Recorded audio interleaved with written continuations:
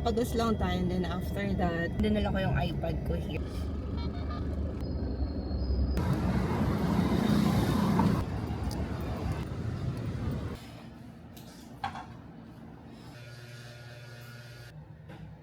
Nag-order ako ng extra orange coffee. Pero hindi ko na siya pinalagyan ng ice.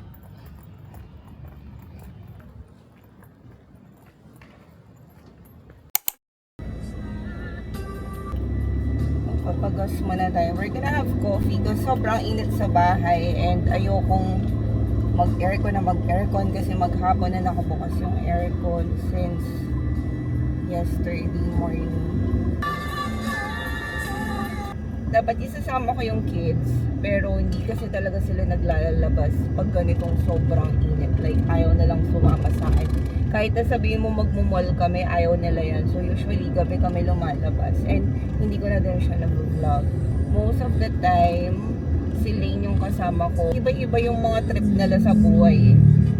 So si Liam, mas gusto niya kasama daddy niya kasi after sila sa mga games, sa mga NBA. Si Kiddy naman, sumasama lang siya sa akin sa gabi pag mag-skateboard ako kasi nag-scooter siya. Pero hindi na siya mahilig mag-mall. So nakakasama ko lang sa mall si Lane and usually gabi kami lumalabas kasi nga sobrang init. Dito lang ako sa Petron. Magpapagas lang tayo and then after that, pinin ko na din sa Waze yung pupuntahan natin. Yung isang branch nila nandito sa Paseo Center.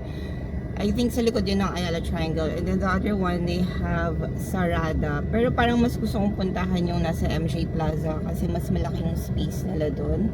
Madami na silang branch. It's called Coty Coffee Philippines. Ito siya. So please follow them on Instagram, lahat ng social media accounts nila. I'm gonna try a few drinks. I'm really excited. And then dinala ko yung iPad ko here para matapos ko yung work na kailangan kong tapusin. Kasuot kasi namin yan. Okay. QRPH meron. Number na po. Okay. Wait. Magkano po? 60. Mag-send ako ng 80. Sige po. Ano pong number? Sir, 9. Thank you. Ito pala yung gamit ko na lipstick and this one is my favorite so far from BLT. Long wearing din siya, nag-sting siya sa lips and very lightweight. Nagdala din pala ako ng water.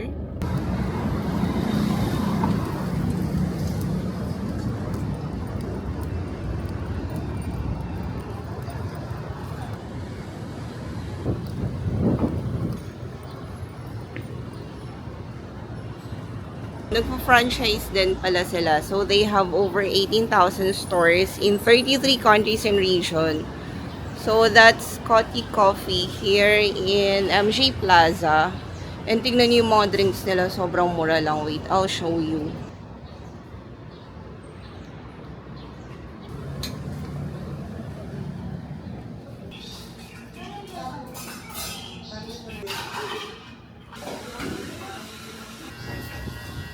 I'd like to order yung cocoa latte. Yung cocoa latte mo, ice macchiato. Ice.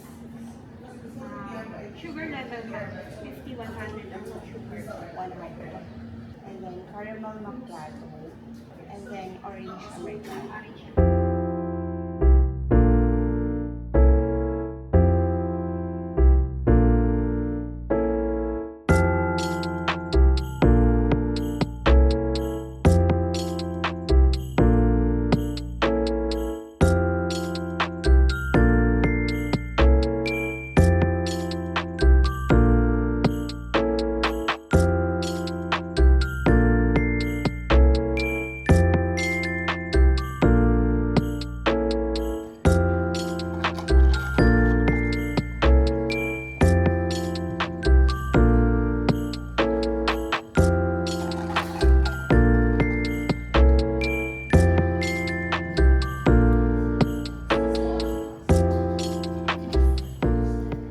So, this one is the iced caramel macchiato. And guys, in fairness, ang sarap niya. Like, hindi overpowering ng lasa ng caramel. Ang sarap. This one naman, yung matcha. Since may ako sa matcha, I would say na masarap siya. It's not too sweet and earthy din yung lasa niya. So the next one is the iced coconut milk latte. Well, yung first na try ko na coconut milk latte was when nag-Vietnam kami. Kasi diba usually gano'n naman mga coconut coffee nila doon. Sorry, bumukulong ako kasi may mga nag-office dito. So it's the coconut milk latte.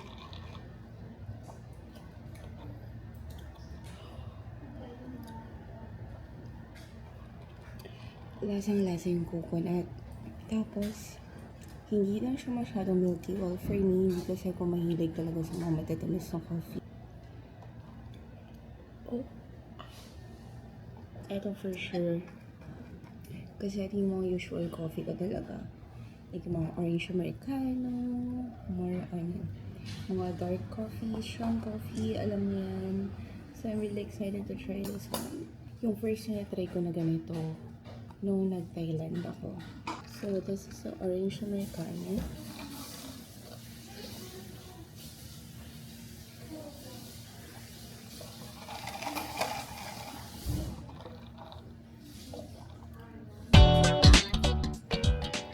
Ang sarap niya, pero alam niyo, for me, mas gusto kong dagdagan siya ng americano.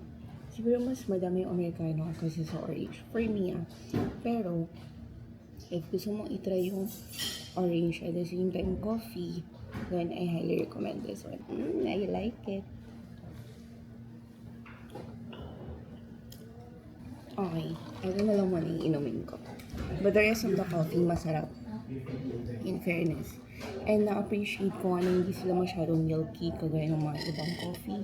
Siyempre, iba-iba naman tayo ng preferences. And then, itong banana cake na may chocolate chips, it's not too shy. Sarap.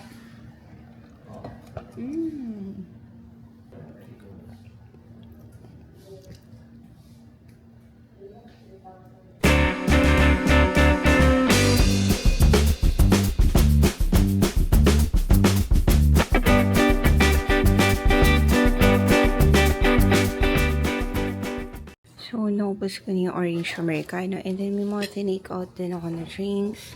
But, I'm gonna add another orange americano for takeout. We are going to download yung Coffee Coffee na app. Kasi may mga voucher pala dito sa mga coupon.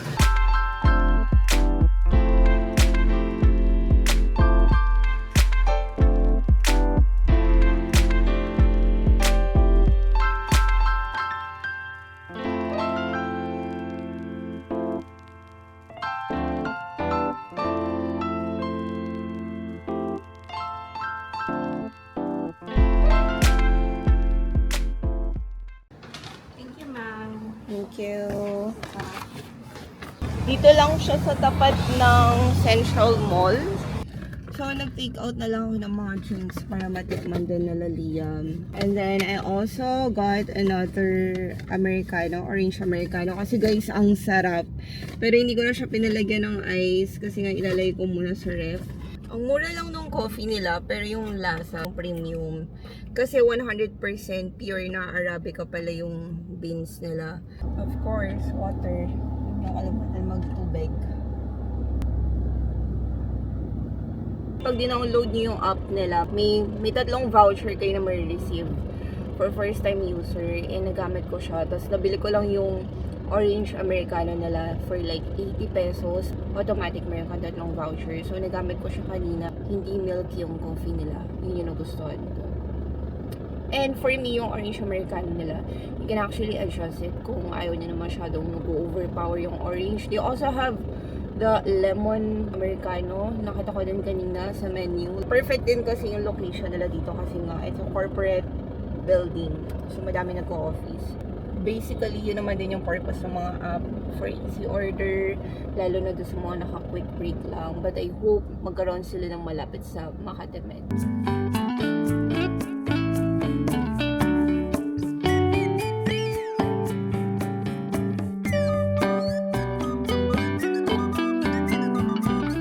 Time to walk and run.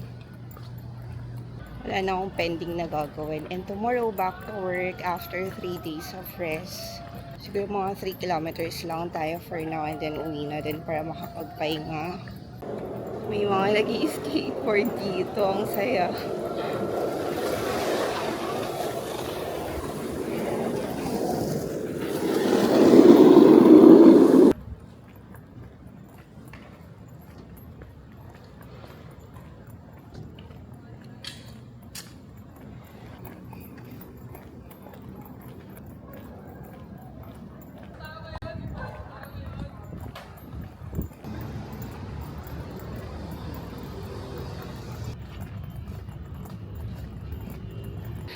Grabe ingal ko.